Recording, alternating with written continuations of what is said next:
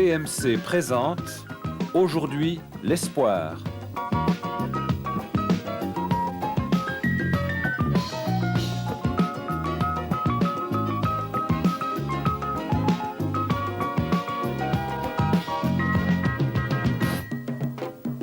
J'ai eu des choses, des vues qui étaient tellement magnifiques qu'on ne peut même pas les expliquer parce que c'était tellement beau. Je sais que j'ai traversé un grand couloir où c'était plein de fleurs. Et je suis arrivé dans un autre domaine qui était phénoménal, un domaine de l'esprit, le paradis, je ne sais pas où est-ce que c'était. Mais c'était un endroit immense, de toute beauté, d'une blancheur éclatante. C'est une expérience. Je me demandais ce que pouvait être la mort quand la vie avait quitté le corps. Mais effectivement, il n'y a pas de mort. On peut dire que c'est la vie qui continue, mais c'est une autre vie, une vie qui est avec Dieu.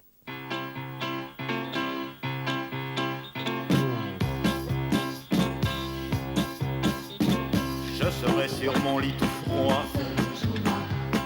tout sera noir autour de moi. On pleurera comme il se doit, pendant que sonnera le glas.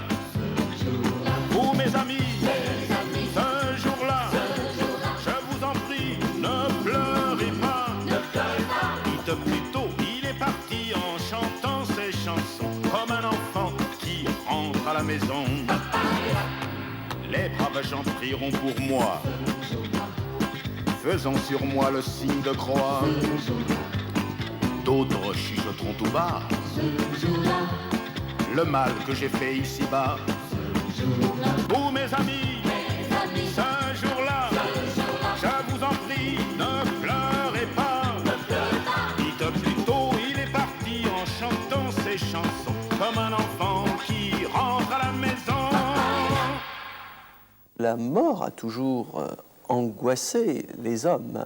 Quelqu'un a dit, l'homme est le plus solitaire de tous les animaux. Et c'est peut-être parce qu'il vit dans la pensée continuelle de sa mort et de la certitude de sa mort. Lorsque nous lisons la Bible, nous sommes surpris de voir que la Bible dédramatise la mort. La Bible va nous parler de la mort en nous disant il est allé se coucher avec ses pères après une longue et heureuse vieillesse. Il a rejoint ses pères, il s'est endormi. La Bible nous parle aussi de résurrection. Paul va même jusqu'à dire la mort m'est un gain. Vraiment dédramatiser la mort. Une pensée juive dit que lorsqu'on meurt, c'est qu'on n'a plus la force de vivre corporellement, mais que l'on continue de vivre dans le séjour des morts. Dieu, il est écrit dans la Bible, est le Dieu d'Abraham, d'Isaac, Jacob, et Jésus dit il est le Dieu des vivants. Pour Dieu, ceux qui sont dans le séjour des morts sont vivants. C'est pour ça que je ne suis pas étonné de lire et d'entendre ces témoignages de gens qui ont vécu quelque chose alors que corporellement, physiquement, ils avaient cessé de vivre.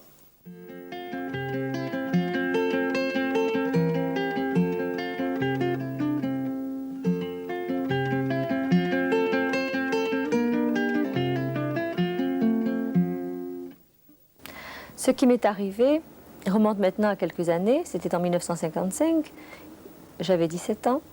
Je vivais avec mes parents en Afrique du Nord, en Algérie, à Alger précisément. Et un matin, j'ai voulu prendre ma douche. Et cette pièce était, disons, mal aménagée parce qu'il y avait un chauffe-eau à gaz à l'intérieur, mais elle était très mal aérée. Et plusieurs fois déjà, j'avais senti quelques malaises, mais cette fois-là, alors, ça a été fatal puisque en me baissant, j'ai aspiré une grosse bouffée de ce gaz carbonique et je suis tombée inanimée. Mon père s'est précipité, m'a mise sur un lit, bien sûr, et a appelé le médecin, pompier. Mais il était tellement affolé qu'il ne savait plus à qui téléphoner. Et je crois qu'il y a eu confusion, personne n'est venu rapidement en tout cas. Et pendant ce temps-là, ma mère, qui était croyante, a prié. Elle s'est mise au pied de mon lit, elle a prié. Et pendant ce temps, j'ai fait une expérience un peu spéciale que j'ai gardée longtemps pour moi-même, pensant que c'était personnel. En effet, j'ai senti comme quelque chose de précieux partir de mon corps. J'ai vécu comme si une lettre était sortie d'une enveloppe Et puis cette feuille s'envolait lentement vers le ciel. Et plus cette personne, c'était moi-même, c'était moi. Le corps n'était plus rien. Je réalisais que c'était moi. C'était ma vie vraiment qui s'élevait vers le ciel et qui montait, qui montait, qui montait et qui s'approchait d'une présence merveilleuse. C'était la présence de Dieu. Je n'ai pas vu Dieu, bien sûr, mais j'ai réalisé un état, une présence, quelque chose qu'on ne peut décrire avec des mots humains.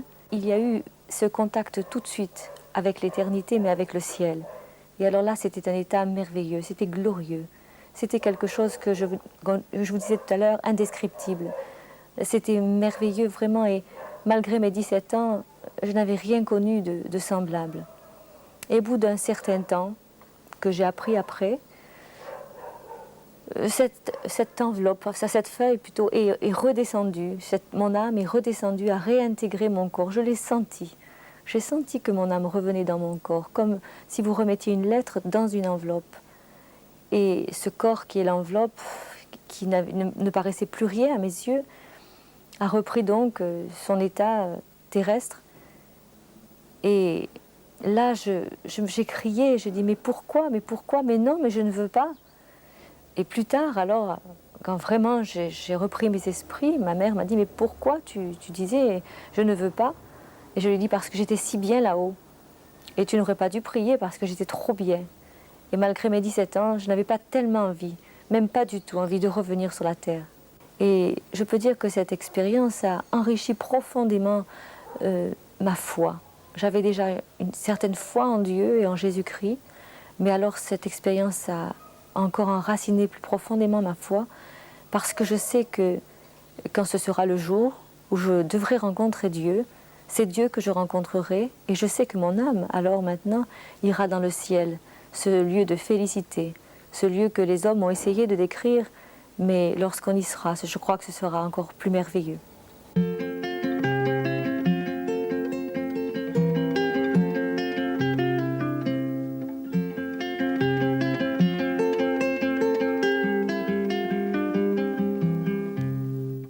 J'ai été très intéressé par la lecture d'un livre absolument passionnant d'un médecin cardiologue américain, le docteur Rawlings, intitulé « Au-delà des portes de la mort ».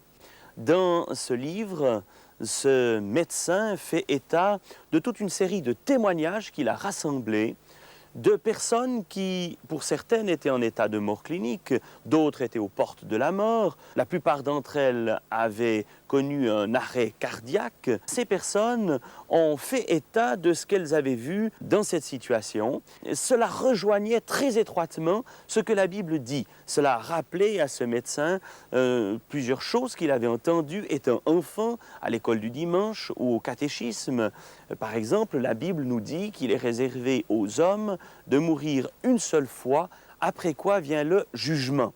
Ce médecin a recueilli tous ces témoignages, ça lui a rappelé tout ce qu'il avait entendu étant plus jeune, et c'est ainsi qu'il est venu à une connaissance personnelle de Jésus-Christ. Il a appris à connaître le Dieu de la Bible personnellement de cette manière. Dans cette ligne de pensée, j'ai moi-même eu l'occasion de recueillir plusieurs témoignages dignes de foi. Je pense tout d'abord à un de mes amis, un homme d'affaires qui est décédé il y a quelque temps dans le canton de Neuchâtel, en Suisse française. Cet homme, un chrétien engagé, dans ses derniers moments de vie, il avait sa femme, il avait ses enfants autour de lui, a rendu un témoignage extraordinaire. Il a dit « Oh, je vois le ciel, mais que c'est beau le ciel !» Et puis, quelques instants plus tard, il a encore murmuré dans son dernier souffle. Il a encore dit « Oh, mais que l'on est bien au ciel !» Et puis, il est parti comme ça.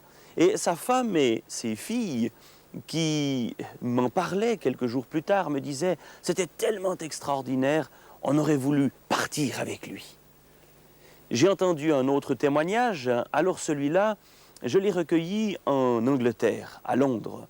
C'est un ami non chrétien d'ailleurs, qui me l'a rapporté. Il s'agissait de ses grands-parents. Il avait des grands-parents qui étaient eux des chrétiens engagés, des gens qui avaient une relation personnelle avec Dieu au travers de Jésus-Christ. Et voilà qu'un certain jour, le grand-père est tombé malade. Il a fallu le placer dans un hôpital et la grand-mère n'était elle-même pas très bien. Un certain jour, on l'a trouvée morte dans son lit. Alors il y a eu conseil de famille, on a discuté, est-ce qu'on va informer le grand-père, est-ce qu'on ne va pas l'informer? Et finalement, pour lui éviter un choc, on a décidé, non, on ne lui dit rien du tout. Et l'état du grand-père a continué à s'aggraver. Il est arrivé à la fin de sa vie terrestre, et dans ses dernières minutes de vie, lui aussi a vu quelque chose. Il a dit, mais je vois le ciel, c'est extraordinaire. Et puis, quelques instants plus tard, il a encore ajouté, mais je vois Julia, elle est là, elle m'attend. Et cet ami non chrétien était absolument bouleversé parce qu'il m'a dit, mais je sais que personne ne lui avait dit que Julia, sa femme, était morte.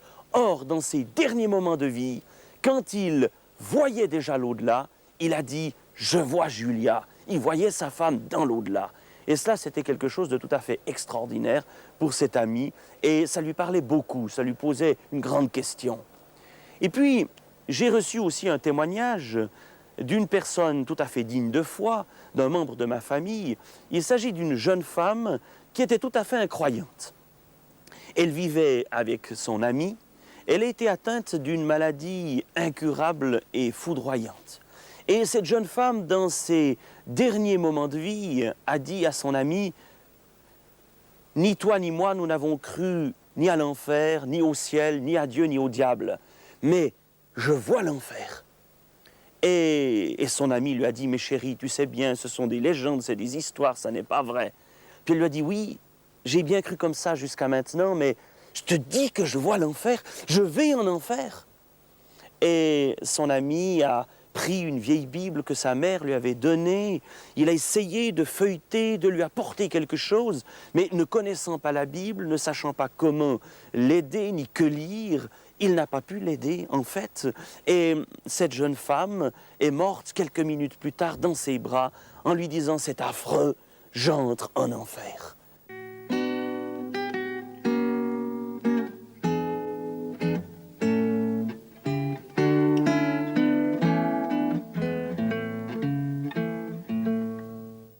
Je me rappelle comme aujourd'hui, il y a maintenant pourtant près de 2 ans, c'était le dernier jour de la colonie. J'étais avec les enfants et au milieu des bagages.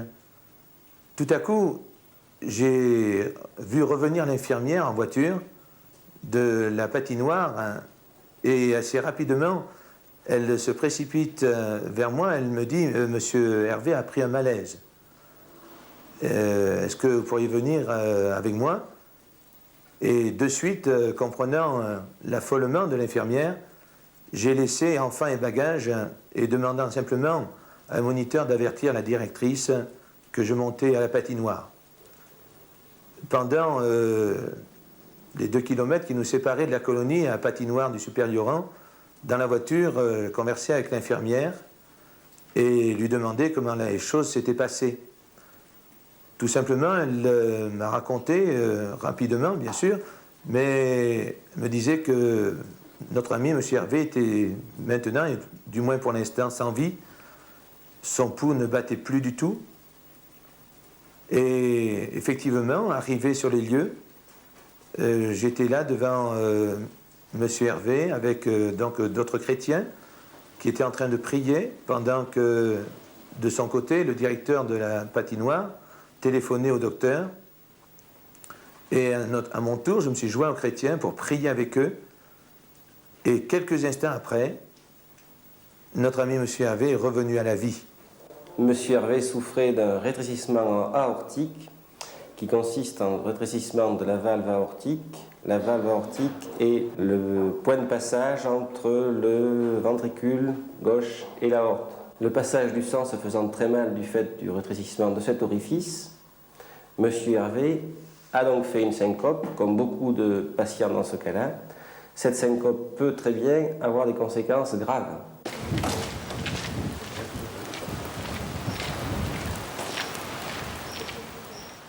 C'est ici, dans cette patinoire, il y a 2 ans, Il m'est arrivé ce malaise, cet arrêt cardiaque. J'étais en train de patiner avec des camarades, et puis dans la journée, je me sentais déjà pas très bien. Il y avait une grande fatigue, mais ça s'était passé. Et là, sur cette patinoire, eh bien, je patinais comme bien d'autres. Je riais, je m'amusais très bien. C'était la première fois d'ailleurs que je patinais sur une patinoire. Mais les malaises cardiaques ont repris. Le cœur a commencé à palpiter énormément. Et puis, au bout d'un certain temps, c'est arrêté. Je me suis accoudé sur le bord de la patinoire, mais je sentais que vraiment tout allait, tout culbutait, vraiment ça allait très mal. Et là, j'ai crié à Dieu parce que je sentais, au fond de moi-même, je sentais que c'était la fin. Et j'ai crié à Dieu, j'ai dit, Seigneur, viens à mon aide. Et les autres sont repartis sur la patinoire, mais moi, je n'ai pas pu repartir. Et là, brusquement, tout a basculé. Je me suis vu, j'ai vu mon corps qui s'écroulait sur cette patinoire, et moi, j'étais à hauteur. Je voyais ce corps qui était là sans vie, et les personnes qui étaient autour de moi se sont approchées, et j'entendais parler, je les voyais, je les distinguais, j'entendais toutes les paroles, mais je ne pouvais absolument rien dire. Et je me suis trouvé dans une lumière très blanche, éblouissante. C'est une lumière que on ne peut pas dire, elle n'existe pas sur cette terre. Mais je me sentais bien, je me sentais entouré de cette lumière, et là j'étais bien. Je savais que la vie avait quitté mon corps. Ça, je le savais, j'étais conscient, et j'étais à quelle hauteur j'étais, je n'en sais rien. Mais ce que je voyais, c'était les personnes qui étaient autour de moi, et je les entendais parler. Un disait, il faut le mettre à droite, sur le côté, l'autre sur le dos, il ne faut pas le toucher. Si c'est le cœur, il ne faut pas le remuer. Et moi, j'étais là impuissant, j'aurais voulu leur dire, mais c'est inutile de remuer ce corps parce que la vie l'a quitté. Et au bout d'un certain temps, il y a Mademoiselle Buzer et mon fils se sont agenouillés et ont crié à Dieu là. Et la vie, l'âme a réintégré ce corps. Mais ça a été, quand la vie est revenue dans ce corps, ça a été une lutte terrible. Je sentais cette âme qui ne voulait plus pénétrer dans cette enveloppe dont elle s'était quittée. Et elle a réussi à pénétrer quand même, mais ça a été très dur. Et tous les malaises ont recommencé, les battements de cœur, les suées et tout. Et puis j'ai ressombré dans la conscience malgré tout après. Mais j'avais entendu la voix de mon fils avant, chose que j'avais oublié de le dire. Mon fils qui avait crié également, qui me disait « Papa, réponds-moi ». Mais je ne pouvais pas lui répondre puisque j'étais plus dans ce corps. Et je suis quand même revenu à moi. Et je bénis, je rends grâce à Dieu parce que si je suis là encore aujourd'hui, c'est grâce à lui. Et vraiment, c'est un miracle. C'est une expérience. Je me demandais ce que pouvait être la mort quand la vie avait quitté le corps. Mais effectivement, il n'y a pas de mort. On peut dire que c'est la vie qui continue, mais c'est une autre vie, une vie qui est avec Dieu. Je n'ai pas vu Dieu, je n'ai pas vu Jésus, je ne l'ai pas vu, mais je sentais sa présence parce qu'il était vraiment près de moi, je le sentais nettement.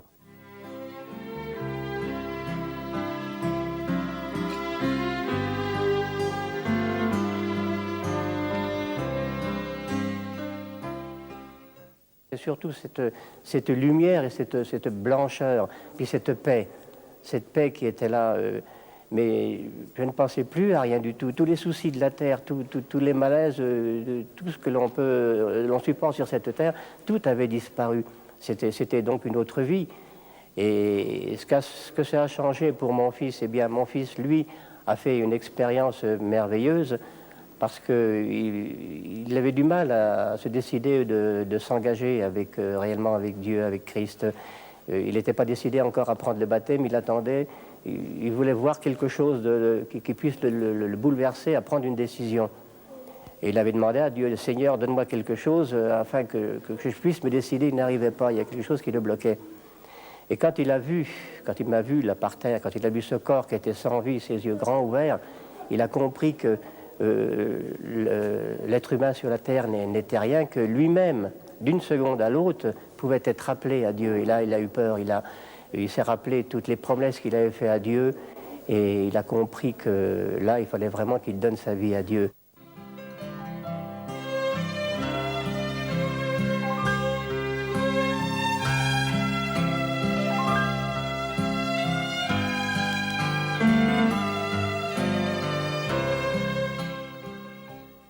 Il y a 15 jours, nous avons eu dans notre assemblée la visite d'un pasteur américain qui nous a raconté son témoignage. Vraiment extraordinaire. Son histoire se passe en mai 1977.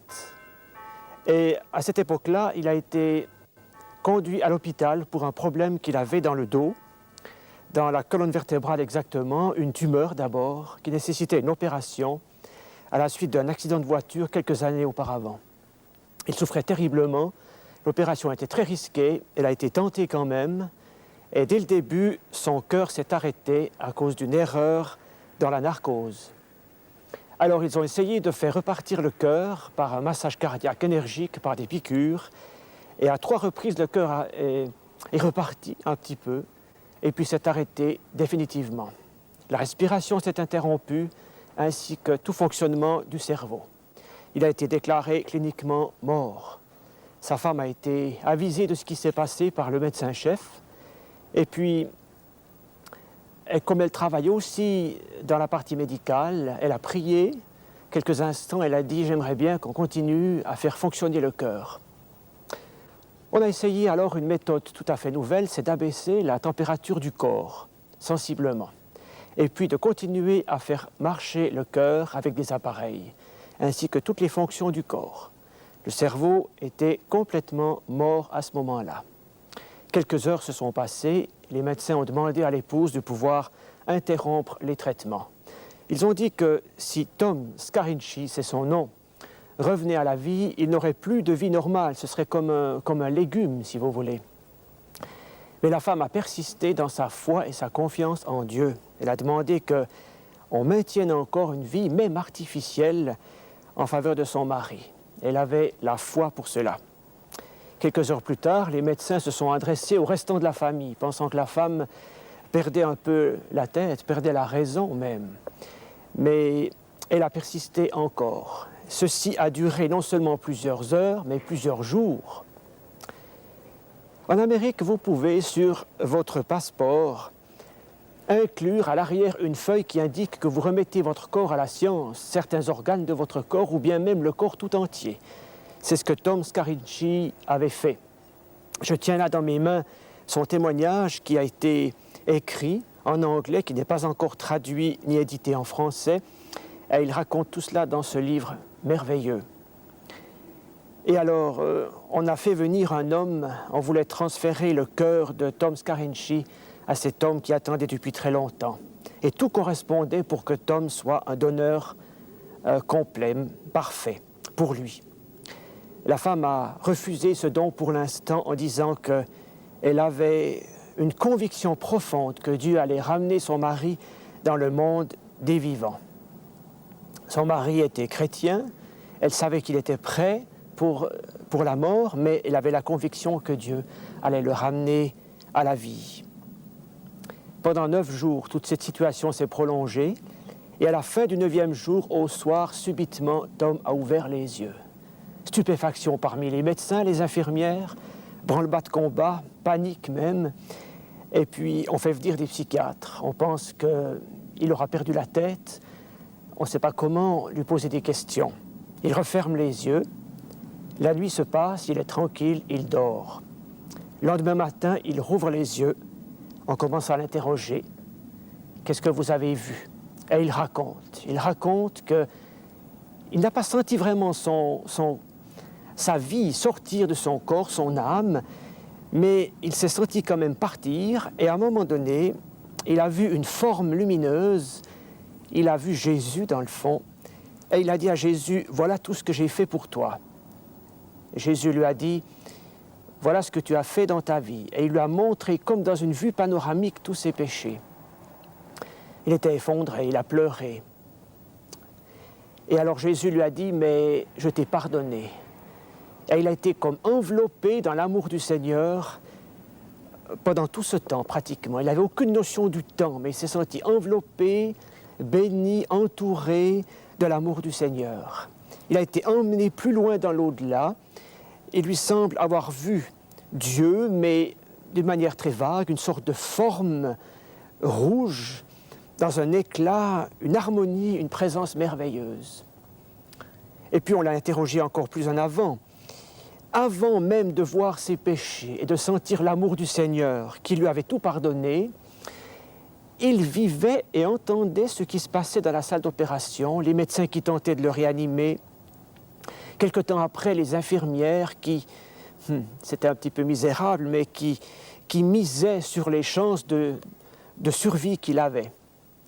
Il n'en avait pratiquement aucune. Il a raconté tout cela avec force détail. Les médecins ont fini par déclarer qu'il était absolument sain d'esprit. Paralysé encore sur son lit. 2 jours après, le matin, il se lève. Il met les pieds en bas du lit, il se lève. Et il marche dans le corridor. Tout le corps médical vient et constate cette guérison extraordinaire. En effet, sa tumeur a disparu. Il n'est plus paralysé. Il est sain d'esprit. Il parle du Seigneur. C'est un témoignage bouleversant. Encore une journée, et il quitte l'hôpital en compagnie de sa femme. Il y a une haie d'honneur de médecins, d'infirmières qui applaudissent, qui louent Dieu. J'aimerais dire encore que son témoignage inclut aussi le fait que tous les médecins qui se sont occupés de lui, 3 spécialistes et 2 psychiatres, et toutes les infirmières qui ont eu contact avec lui de près ou de loin dans cet hôpital, se sont convertis. C'est vraiment un témoignage probant et bouleversant, un témoignage non seulement de l'au-delà, mais aussi de la foi. Sa femme a eu la foi, elle a cru en Dieu, elle a persévéré dans la foi.